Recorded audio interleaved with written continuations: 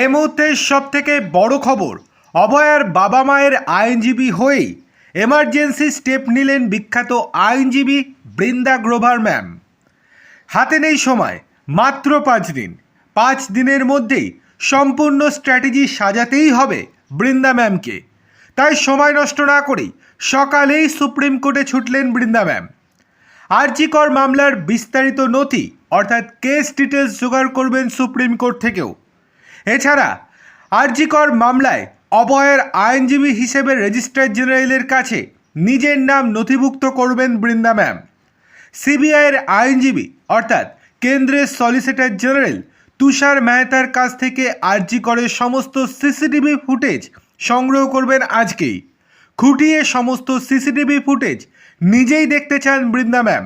এছাড়াও সিবিআই কি পেয়েছে এখনও অবধি, কাদেরকে জিজ্ঞাসাবাদ করেছে এবং করছে, কতজনকে সন্দেহের তালিকায় রেখেছে, কজনকে গ্রেপ্তার করেছে, সমস্ত তথ্যই তুষার মেহতার থেকে ডিটেলস জানবেন এবং উনার থেকে কপিও নেবেন বৃন্দা ম্যাম।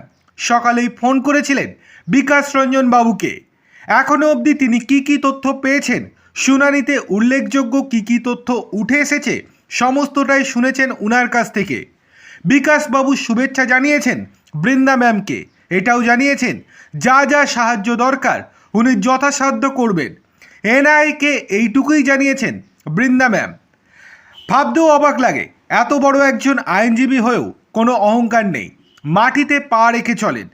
আজকালকার দিনে ভারতে কয়জন এরকম আইনজীবী আছেন যারা ফ্রিতে কেস লড়েন এবং জেতার জন্য নিজের 200% দেন?